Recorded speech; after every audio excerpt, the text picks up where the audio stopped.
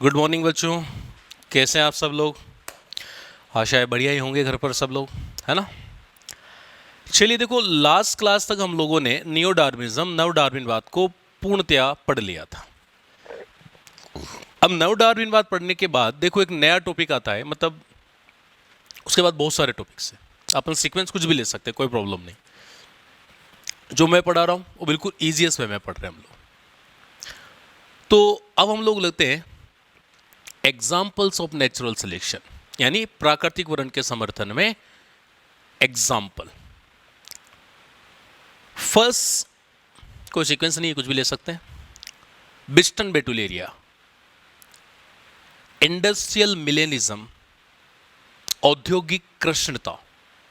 बहुत सारे एग्जाम्पल नाम है इसके बच्चों, किसी भी नाम से एग्जाम में क्वेश्चन आता है। अच्छा, one of the most important topic ये जो मैं पढ़ा रहा हूँ एग्जाम्पल्स, तो आप वेरी इंपॉर्टेंट मार्क कर लेना मॉड्यूल में इस पर, है ना।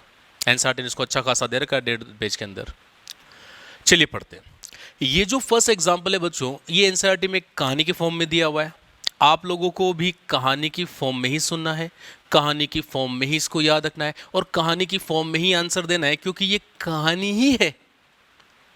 क्या कहानी? देखो मैं बताता हूं। वर्ल्ड में सबसे पहले इंडस्ट्रियलाइजेशन कहां शुरू हुआ था?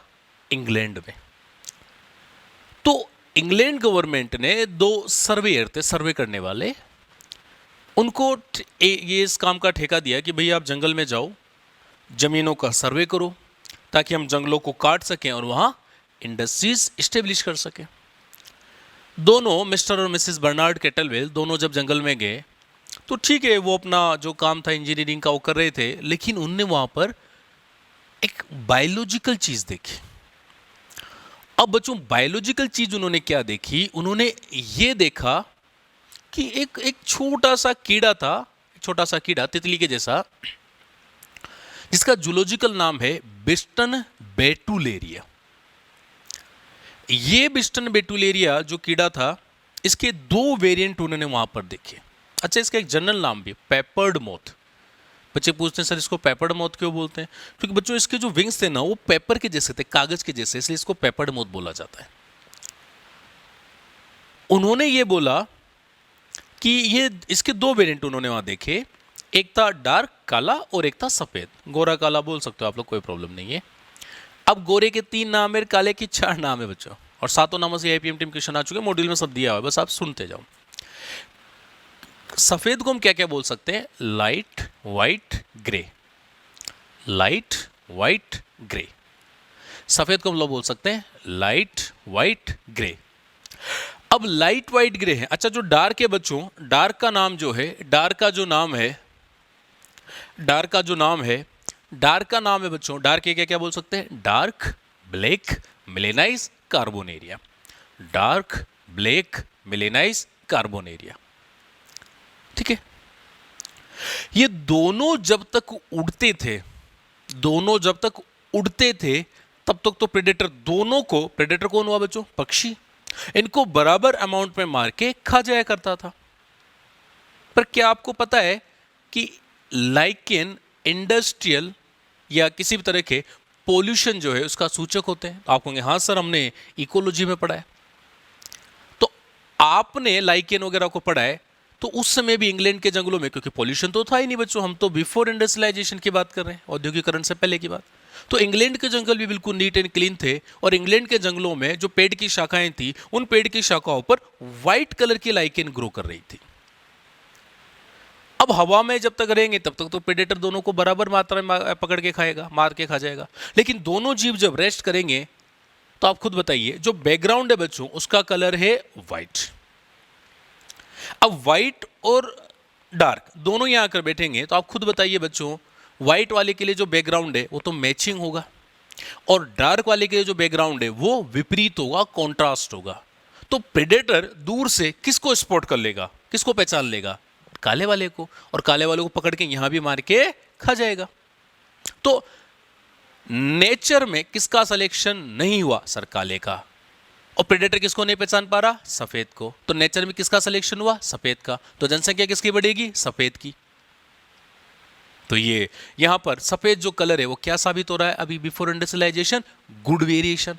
और काला कलर क्या साबित हो रहा है? Bad variation. कुछ टाइम बाद इंडस्ट्रीज लगी बच्चों। शुरू में इलेक्ट्रिसिटी थी नहीं तो कोयले का यूज किया गया। जब कोयले का यूज किया गया तो जबरदस्त कोयला जलाया गया, बात करें फैक्ट्रियों में, और भयंकर पोल्यूशन फैल गया इंग्लैंड के शहरों में जहां पर शहरी क्षेत्रों में इंडस्ट्रीज लगी बच्चों।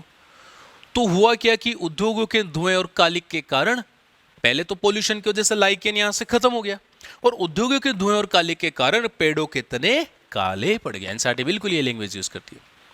अब पेड़ों की शाखाओं का रंग जो है वो काला हो गया। अब काला भी यहां बैठेगा, सफेद भी यहां बैठेगा। आप खुद बताओ, प्रेडेटर दूर से किसको पहचान लेगा? अब सफेद को पहचानेगा, क्योंकि बैकग्राउंड उसका कॉन्ट्रास्ट हो गया, विपरीत हो गया, और काले का मैचिंग हो गया। तो किसको मार के खाएगा? सर सफेद वाले को।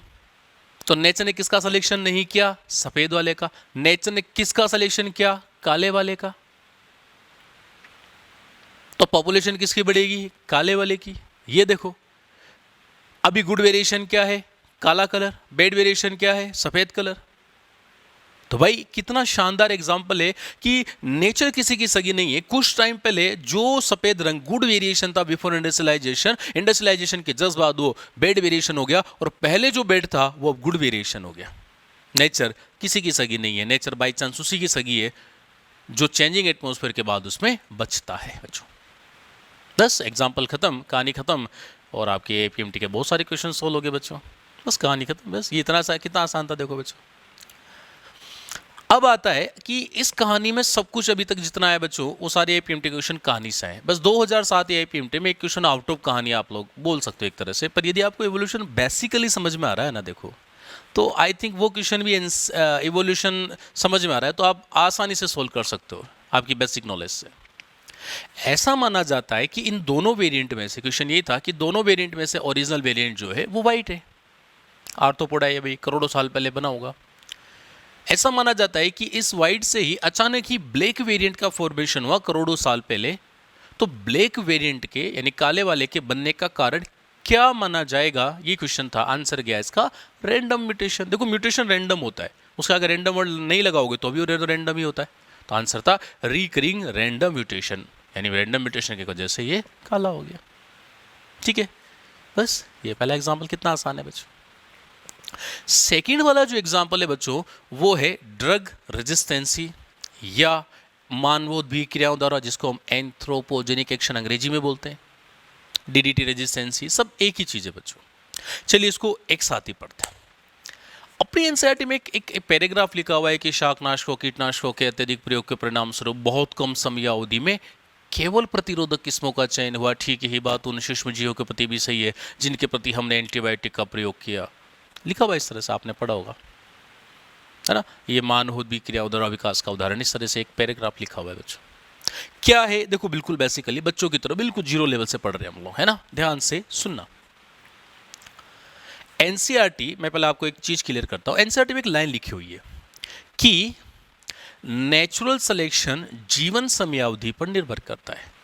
जिनकी जीवन समयावधि कम होती है उनका नेचुरल सिलेक्शन जल्दी होता है, और जिनकी जीवन समयावधि लंबी होती है उनका नेचुरल सिलेक्शन स्लो होता है। ऐसा लिखा हुआ है एनसीईआरटी में।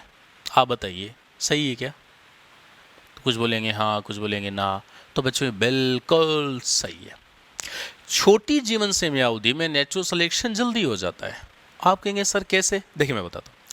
छोटी जीवन समयावधि होगी तो वो रिप्रोडक्शन जल्दी जल्दी करेगा, और रिप्रोडक्शन से तो वेरिएशन आती है भाई। आप में जो वेरिएशन आनी थी ना बच्चों वो आ गई। तो आप कहेंगे सर फिर हमारी वेरिएशन, जब आप F1 जनरेशन पैदा करें, आप आपके पेरेंट्स की वेरिएशन है, पेरेंट्स ग्रैंड पेरेंट्स की वेरिएशन है, तो आप में जो वेरिएशन आनी थी वो आ गई। अब चूंकि ह्यूमन सिविलाइजेशन का पार्ट बन चुका है पिछले 5000 सालों से, तो ह्यूमन काफी लेट रिप्रोडक्शन करता है। सपोज कि 25 साल में रिप्रोडक्शन करा, सपोज की, और मैं बोल रहा हूँ कि 1 लाख जनरेशन में नई स्पीशीज बन जाती है, तो ह्यूमन की तो 1 लाख जनरेशन आने में भी 25 लाख साल चाहिए। अब बात करते हैं वायरस, बैक्टीरिया, माइक्रोब्स की। जैसे एनसीईआरटी में दे रखा है उसमें इकोलाई के बारे में कि इकोलाई 20 मिनट में रेप्लिकेशन कर लेता है। अच्छा वो तो इकोलाई है जो 20 मिनट में करता है, कुछ बैक्टीरिया वायरस तो 2-2 मिनट, 1-1 मिनट में रेप्लिकेशन कर लेते हैं बच्चों। तो एक बैक्टीरिया वायरस जैसे कोई है तो वो एक दिन में सैकड़ों जनरेशन आई नहीं है, एक सप्ताह में हजारों जनरेशन आई नहीं आई, एक महीने में लाखों जनरेशन आई नहीं आई, तो बन गई ना नई स्पीशीज। आप कहेंगे हाँ सर मजे आ गए, समझ में आ गया। अरे ना रे, मैं आपको बेवकूफ़ बना रहा था। देखो बात को समझो, आप बेवकूफ़ बन भी गए बड़े आसान तरीके से। मैंने बात की है माइक्रोब्स की, बैक्टीरिया वायरस इनकी, तो सुनो, ये तो अलैंगिक जनन करते हैं। और अलैंगिक जनन करने वाले जीवों में हजार क्या, लाख क्या, करोड़ क्या, आप अरब जनरेशन तक भी उनका जनन करा दो तो भी सेम डीएनए कॉपी पेस्ट होगा। डीएनए में थोड़ा ना वेरिएशन आएगा, क्योंकि तो अलैंगिक जनन करें, जनक एक होता है। तो आप कहेंगे हाँ हाँ सर समझ में आ गया, लेकिन सर अब तो हमारे मन में और तगड़ा डाउट आ रहा है। डाउट ये आ रहा है सर कि यदि अलैंगिक जनन करने वाले जीवों में जनन से वेरिएशन नहीं आता तो फिर इनमें नई जातियों का निर्माण कैसे होता है? क्योंकि नो वेरिएशन नो इवोल्यूशन, मोर वेरिएशन मोर इवोल्यूशन। तो सर फिर इनमें किस तरह से बात करें निर्माण होगा? ये भी है। तो मैं घर की बात बताऊं, इस प्लेनेट पर एक भी ऐसी पॉपुलेशन नहीं है, चाहे वो लैंगिक करे अलैंगिक कोई सा भी करे, कि जिसमें वेरिएशन ना हो। ये माइक्रोब्स हैं, माना कि इनमें अलैंगिक जनन होता है, जनन से वेरिएशन नहीं आता बच्चों, पर इनमें तो डायरेक्ट ही म्यूटेशन हो जाता है, क्योंकि इनमें म्यूटेशन को रोकने की जो पावर है वो नहीं है। जैसे आप किसी ह्यूमन पर एक बैक्टीरिया पर एक सेम इंटेंसिटी की यूवरेज डालो, ह्यूमन पर उसका ऑलमोस्ट कोई इफेक्ट नहीं आएगा। सर क्यों? क्योंकि ह्यूमन की स्किन में मिलेनिन है, वही एब्जॉर्ब कर जाएगी। और गलती से डीएनए तक चला भी गया तो ह्यूमन में हिस्टोन प्रोटीन है, और दोनों चीज़ें आपके बैक्टीरिया वायरस में नहीं है, तो तुरंत उसमें म्यूटेशन होगा, फ्रैक्शन ऑफ सेकंड भी नहीं लगेगा। आ गया? तो वेरिएशन तो सभी के अंदर है। अच्छा, हम लोग सेक्सुअल रिप्रोडक्शन ह्यूमन है हम लोग, तो हमारी जाति में किस तरह का वेरिएशन? गोरे, काले, लंबे, छोटे, बोने, बस इतना सा। आप किसी बैक्टीरिया या वायरस की स्पीशीज को देखना बच्चों, तो उनमें म्यूटेंट ही म्यूटेंट मिलेंगे, क्योंकि ये तो अरबों साल पुरानी, ह्यूमन तो मात्र 20 लाख साल में बना है, और हमारे अंदर फिर भी इतनी वेरिएशन है। ये बैक्टीरिया वायरस तो अरबों साल पुराने, और सोचो इनमें कितने म्यूटेशन हुए होंगे। तो इनमें तो म्यूटेंट ही म्यूटेंट भरे हुए, अलग अलग अलग अलग टाइप के बच्चों, तो इनमें तो बल्कि ज़्यादा वेरिएशन है। ठीक है, अब आते हैं पॉइंट पर, वापस एनसीईआरटी पर। एनसीईआरटी बोलती है कि शाकनाशकों, कीटनाशकों और एंटीबायोटिक वगैरह इनके अत्यधिक प्रयोग के परिणाम स्वरूप बहुत कम समय अवधि में केवल प्रतिरोधक किस्मों का चयन हुआ। तो आप कहेंगे सर केवल प्रतिरोधक किस्मों का चयन कैसे हो जाता है? ले चलिए मैं बताता हूं। यूं मानिए कि मैं फर्स्ट डॉक्टर स्पीशीज हूं, ठीक है, आप वर्ल्ड पॉपुलेशन हो। अत्यधिक प्रयोग का मतलब किसे बोलते हैं बच्चों? कि ऐसा नहीं कि एक ही पेशेंट को एक एंटीबायोटिक बार बार बार दी जाए, वो गलत है, वो नहीं, क्योंकि इवोल्यूशन की यूनिट ही पॉपुलेशन है भाई। हम पॉपुलेशन की बात करते हैं, इंडिविजुअल की। इंडिविजुअल मरे चाहे जिए, नेचर को उससे फर्क नहीं पड़ता। जैसे हम वर्ल्ड पॉपुलेशन है, तो यूं मानो कि आप सब स्टूडेंट जो एक वर्ल्ड पॉपुलेशन हो, हम टीचर्स मान लो अभी डॉक्टर स्पीशीज है। फर्स्ट टाइम एंटीबायोटिक आई थी पेनिसिलिन, उसी के एग्जाम्पल से इसको समझते हैं। यूं मानो कि मुझे पेनिसिलिन दी गई कि सर आप इनको इन्फेक्शंस में यूज़ कीजिए। मैंने बोला भाई कौन से इन्फेक्शन में? बोले सर सभी इन्फेक्शन में, ग्राम पॉजिटिव ग्राम नेगेटिव, क्योंकि ब्रॉड स्पेक्ट्रम एंटीबायोटिक है और सभी पर अच्छे से काम भी करती है। तो आप में से जिसको बैक्टीरियल इन्फेक्शन हुआ वो सब हम डॉक्टर्स के पास आए। हमने किया क्या बच्चों? आपको सभी को पेनिसिलिन पेनिसिलिन पेनिसिलिन पेनिसिलिन सबको दे दी। 100% लोग ठीक हो गए। अलग अलग इन्फेक्शन जो होते सबके ठीक हो गए, बैक्टीरियल इन्फेक्शन 100% लोग ठीक हो गए। पर पता ही क्या हुआ? यूं मानो कि पूरी वर्ल्ड पॉपुलेशन में 0% 1% 0.1% इंडिविजुअल में भी 0.1% बैक्टीरिया बाई चांस वो निकले जो उस पेनिसिलिन से नहीं मरे, क्योंकि इनके अंदर कोई ना कोई म्यूटेंट जीन था। अब नहीं मरे तो नहीं मरे, मैं कुछ नहीं कर सकता, एवोल्यूशन है, पहले से उनके अंदर सब कुछ था। तो जो बचे वो ओनली म्यूटेंट बचे, और हमने जिनको मारा बच्चों वो सबको मार डाला, क्योंकि हमने पूरी पॉपुलेशन पर इस एंटीबायोटिक को एप्लीकेबल कर दिया, सबको दे दिया। तो जो मरे वो सब नॉर्मल थे, और जो बचे ठीक है उनकी पॉपुलेशन बहुत कम है, लेकिन वो ओनली म्यूटेंट, ओनली प्रतिरोधक बचे। अब जो बचेगा रिप्रोडक्शन का चांस भी तो उसी को मिलेगा, और चूंकि इनका लाइफ स्पैन बड़ा छोटा होता है बच्चों, तो ये अगले कुछ महीनों में इनके अंदर लाखों अरबों की जनरेशन आ जाएगी, इनकी संख्या हो जाएगी। फिर ये हाईली कम्युनिकेबल होते हैं, ये उससे उससे उसमें गया, उसमें गया, और अगले 2 3 4 5 सालों में वापस पूरी धरती में फैल गए। अब सब फिर से सबको दोबारा से इन्फेक्शन हो रहे, अलग अलग इन्फेक्शन हो रहे, सब वापस हम डॉक्टर्स के पास आ रहे हैं, और हम सबको वापस वही पेनिसिलिन पेनिसिलिन पेनिसिलिन दे। एक का भी इन्फेक्शन ठीक नहीं हो रहा, क्योंकि हमने कुछ साल पहले क्या किया, इनका इतना अत्यधिक प्रयोग कर डाला कि सारे बैक्टीरिया वायरस जो बैक्टीरिया थे नॉर्मल, जो ह्यूमन में डिजीज करते थे, सबको दे डाला, तो सारे ही मर गए, और जो बचे वो ओनली प्रतिरोधक बचे, और जो बचेगा रिप्रोडक्शन का चांस भी को मिलेगा। अगले 2 5 सालों में पूरी धरती में फैल गए, और अब सबको दोबारा इन्फेक्शन कर रहे हैं। केवल प्रतिरोधक किस्मों का चयन हुआ। ठीक बात बच्चों, यही बात किसानों के लिए भी साबित होती है। जैसे खेतों में उनको उपज बढ़ानी है तो उन्होंने खूब केमिकल्स का, हर्बिसाइड, पेस्टिसाइड, शाकनाशक, कीटनाशक को खूब उपयोग किया। अब ऐसा कौन सा किसान है यूज नहीं करेगा, उसको भी अपनी प्रोडक्शन बढ़ानी है, तो उसने सारे खेतों पर छिड़क डाला बच्चों, और सब खेतों पर अच्छे से छिड़क डाला, सारे कीड़े मकोड़े मर गए। सेम केमिकल सभी किसानों ने सारे खेतों पर छिड़क डाला, हो गया अत्यधिक प्रयोग, सारे कीड़े मकोड़े मर गए।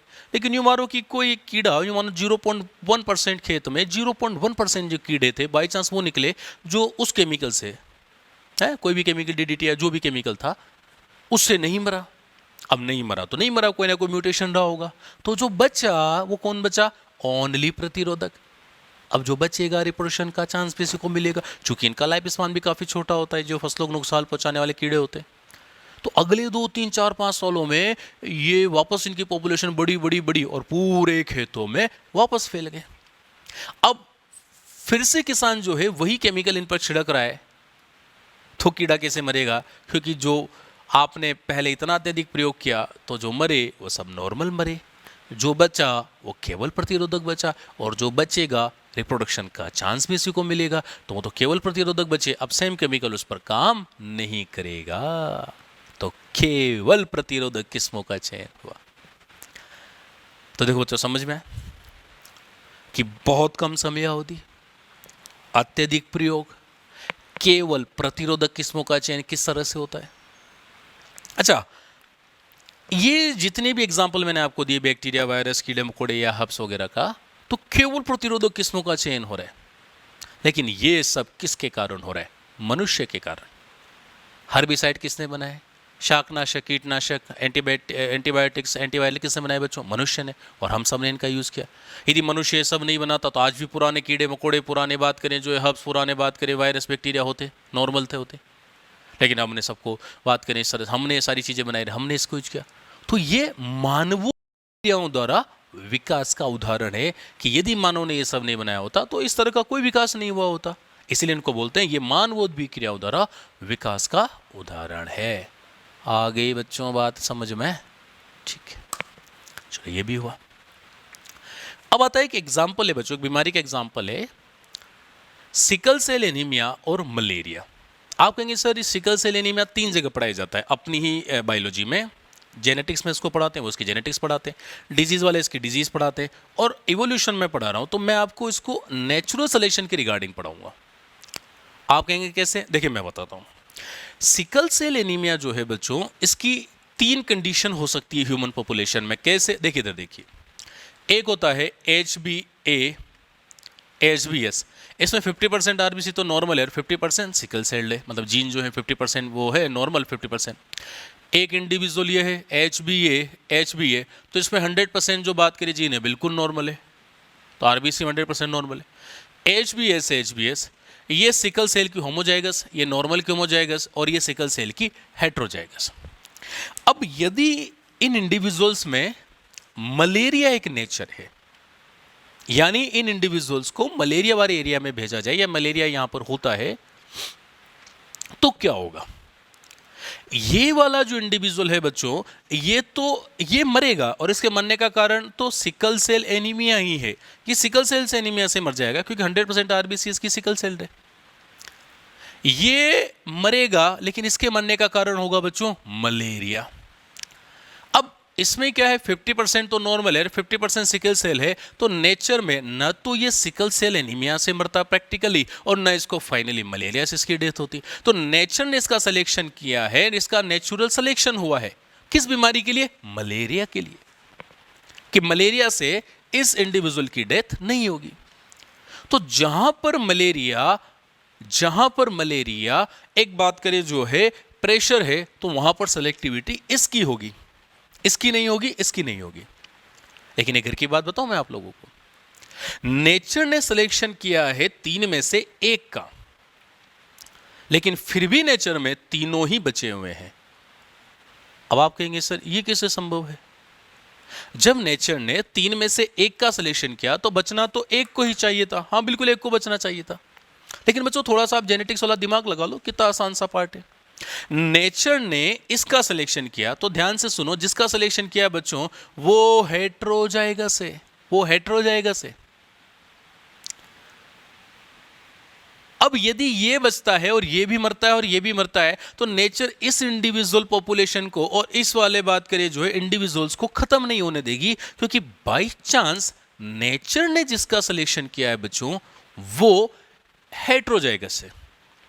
और हेट्रोजाइगस होने का उसको क्या फायदा मिला? उसको ये फायदा मिला कि वो दोनों तरह के होमोजाइगस को नेचर में से खत्म नहीं होने देगा। तो नेचर में प्रेशर हमेशा लगेगा, हर बार ये बचेगा, लेकिन न तो पूर्णतः कभी ये खत्म होगा न ये, क्योंकि आपने बाय चांस हेट्रोजाइगस का सिलेक्शन किया है और हेट्रोजाइगस बाकी के दोनों को खत्म नहीं होने देगा। तो ये वाला एग्जाम्पल जो है ना बच्चों, ये बड़ा बड़ा इंपॉर्टेंट एग्जाम्पल है। आप कहेंगे सर कैसे? देखिए, ये एग्जाम्पल है सिकल सेल एनीमिया एक पॉलीमॉर्फिज्म का, ये एग्जाम्पल है नेचुरल सिलेक्शन का, और साथ ही ये एग्जाम्पल है बैलेंसिंग सिलेक्शन का, कि नेचर ने 3 में से 1 का सिलेक्शन किया लेकिन बाकी दोनों भी खत्म नहीं हो रहे, यानी एक अकेला बाकी 2 को भी बैलेंस करके चल रहा है। इसीलिए इसको हम लोग बोलते हैं बैलेंसिंग सिलेक्शन। आ रही है बच्चों बात समझ में? ये बैलेंसिंग सिलेक्शन का भी एक बेस्ट एग्जाम्पल है।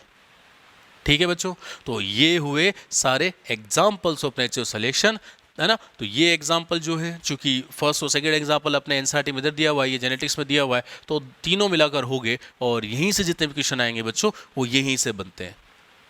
तो एग्जाम्पल्स ऑफ नेचुरल सिलेक्शन एक इंपॉर्टेंट टॉपिक के तहत माना जाएगा बच्चों। ठीक है, तो चलिए ये तो हुआ एग्जाम्पल्स ऑफ नेचुरल सिलेक्शन। अब हम लोग आगे की तरफ चलते हैं।